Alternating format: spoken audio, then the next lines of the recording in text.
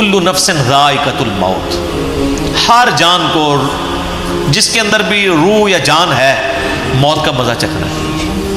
نزع کے عالم میں قرآن پاک میں کئی جگہ ہے کہ فرشتے منہوں پر اور پیٹھوں پہ ہتھوڑے مارتے ہوں، جان نکالتے ہوں۔ عذاب کا سلسلہ نزع میں شروع ہو جاتا ہے۔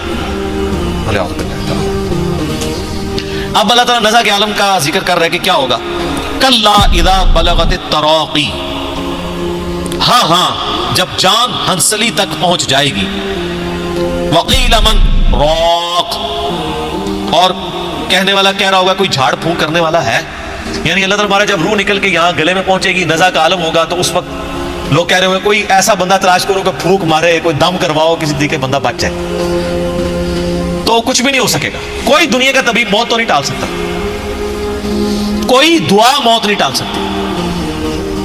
موت ایک ایسی حقیقت ہے جو انبیاء سے بھی ٹلنے والی ہے۔ کل نفس ذائقۃ الموت، ہر جان کو جس کے اندر بھی روح یا جان ہے موت کا مزہ چکھنا ہے۔ بخاری مسلم میں حدیث ہے، اما عائشہ کہتی ہیں کہ نبی علیہ السلام اپنے صحت کے دنوں میں کہا کرتے تھے کہ اللہ تعالیٰ کسی نبی کو اس وقت تک موت نہیں دیتا جب تک کہ اسے جنت دکھا نہ دے، اور پھر اسے اختیار دیتا ہے کہ چاہے وہ دنیا میں رہے چاہے اللہ کی طرف جانے کو اختیار کرے۔ تو کہتے ہیں میں یہ اکثر حدیث سنتی تھی، اور جب آپ علیہ السلام پہ نزع کا عالم طاری ہوا تو آپ علیہ السلام بار بار یوں نگاہ اوپر اٹھاتے تھے، تو مجھے لگا کہ یہ وہ وقت ہے کہ نبی علیہ السلام کو یہ آفر کی جائے۔ بلکہ اس سے پہلے ہی بخاری میں آتا ہے کہ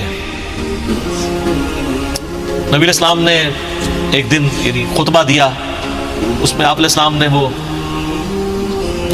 سورت پڑھی، اذا جاء نصر اللہ والفتح ورأیت الناس يدخلون فی دین اللہ افواجا۔ یہ آپ نے پڑھ کے آپ نے فرمایا اللہ تعالیٰ نے ایک بندے کو اختیار دیا تھا، ایک جنرل بات کی XYZ، کہ چاہے تو اس دنیا میں رہے اور چاہے اللہ کے پاس چلا جائے، تو اس نے اپنے رب کو اڈاپٹ کیا۔ تو صحابہ کرام کہتے ہیں کہ ہم لوگوں نے تو اس تقریر کو حضور کی کیجول لیا، لیکن سیدنا ابوبکر نے رونا شروع کر دیا۔ تو صحابہ کہتے ہیں ہم دل میں سوچ لگے کہ اس بوڑھے کو کیا ہوا ہے، حضور نے کون سی ایسی بات کی ہے، لیکن سیدنا ابوبکر بہت سمجھدار تھے، انہیں بات سمجھ آ گئی تھی کہ نبی علیہ السلام اپنی بات کر رہے ہیں، تو اب آپ زیادہ عرصہ میں نہیں رہیں گے۔ تو اللہ تعالیٰ ماتا ہے کہ جب یہ موت کا وقت آتا ہے نا، تو لوگ پھر جھاڑ پھونک والے کو بھی تلاش کرتے ہیں، تو موت جس پہ طاری ہو رہی ہوتی ہے اس کی کیفیت کیا ہوتی ہے، وَظَنَّ أَنَّهُ الْفِرَاقُ، اسے سمجھ آ جاتی ہے کہ بس اب آ پہنچی ہے جدائی کی گھڑی، ہائے ہائے ہائے، اسے پتہ چل جاتا ہے کہ بھائی اب کام ختم، اب ریورس نہیں لگنا۔ اور یہی وہ لمحہ ہے جس کے بارے میں جامعہ ترمذی میں حدیث ہے کہ موت کے غرغرے سے پہلے پہلے توبہ قبول ہے۔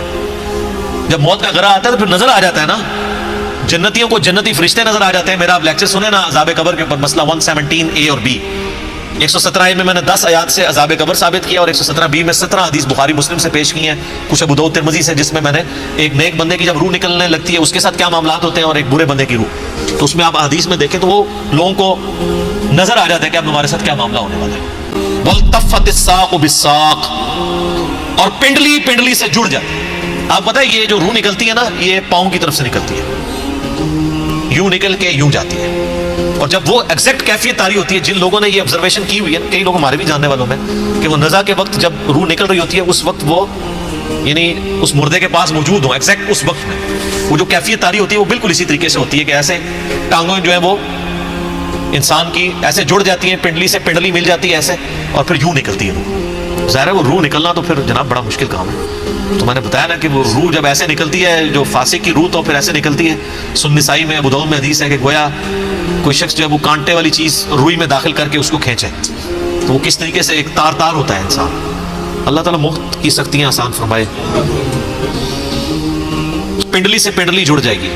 الی ربک یومئذ المساق، اب تمہارے رب کی طرف کوچ کا وقت آ چکا، یعنی اللہ تعالیٰ فرماتا ہے جب یہ حالت ہوگی تو انسان کو پتہ چل جائے گا اب میں اپنے رب کے حضور پیش ہوں گا۔ اب اگر تو وہ شخص گناہگار ہے تو اس کے ساتھ کیا معاملہ ہونے والا ہے؟ فلا صدق ولا صلی، نہ تو تو نے تصدیق کی اور نہ نماز پڑھی، یعنی سچائی کی تصدیق نہیں کی، پیغمبروں کی باتوں کو سیریس نہیں لیا، خدا کے لیے نماز نہیں پڑھی، ولیکن کذب وتولی، بلکہ تو حق جھٹلاتا رہا اور منہ پھیرتا رہا۔ ثم ذهب الى اهله يتمطى، اور تو بڑے نخرے کے ساتھ اپنے گھر والوں کی طرف لوٹتا رہا. نبی السلام کی مجالس میں بھی بیٹھتے تھے نا, سنتے تھے, بات اٹریکٹ بھی کرتی تھی, پھر اسی اکڑ میں اپنے گھر والوں کے پاس آتے تھے بڑے نخرے کے ساتھ کہ ہاں جی ہو کے آئے ہیں, کوئی بات میں وزن ہی نہیں. نعوذ باللہ. اولا لک فاولا, تیری خرابی آ لگی ہے تیری خرابی. ثم اولا لک فاولا, تیری خرابی کا وقت آ چکا, پھر تیری خرابی کا وقت آ چکا. یہ 4 دفعہ ہے کہ آپ خیر منا لیں. یہ آیات آپ دیکھیں کیا ہیں, اور ہمارے جو علماء اکرام ہیں وہ ان آیات کے ساتھ کیا کرتے ہیں, ان کا ذکر ہے اولا لک فاولا ثم اولا لک فاولا. وہ کہتے ہیں یہ پہلا اولا جو ہے امام حنیفہ ہے, دوسرا اولا سر ہنس رہے ہو تسی علماء سے پوچھ کے پوچھ دے. ایک ذمہ دار جو بندی عالم بتا رہا ہے جس نے خود پڑھا ہوا ہے, وہ کہتا ہے وہ یہ آیت پڑھتے تھے یہ چاروں اماموں کا پہلا اولا جو ہے وہ امام حنیفہ ہے, دوسرا امام مالک ہے, تیسرا امام شافعی اور چوتھا امام احمد بن حنبل. حالانکہ یہ ترجمہ کیا ہے اس کا بن رہا ہے خرابی خرابی خرابی خرابی. تو دیکھ لیں تیری خرابی آ پہنچی. تو اللہ کے بندو یعنی اماموں کو بدنام کروا رہے ہو تم لوگ. یہ امام بھی زندہ ہونا تو ان کی باتیں سن قرآن کے ساتھ کیا تعریف کرتے ہیں. تو اللہ فرماتا ہے کہ تیری خرابی آ پہنچی, پھر تیری خرابی آ پہنچی, پھر تیری خرابی آ پہنچی, تیری خرابی آ پہنچی. ایحسب الانسان ان یترک سدی, کیا انسان یہ خیال کرتا ہے کہ اسے اسی طریقے سے چھوڑ دیا جائے گا؟ یعنی اللہ تعالیٰ نے بنا کے چھوڑ دیا ہے یہ, یعنی یہ شتر بے مہار ہے, اس کو اللہ تعالیٰ نے اپنی مرضی پہ چھوڑ دیا, اس کو کوئی پوچھنے والا نہیں ہے.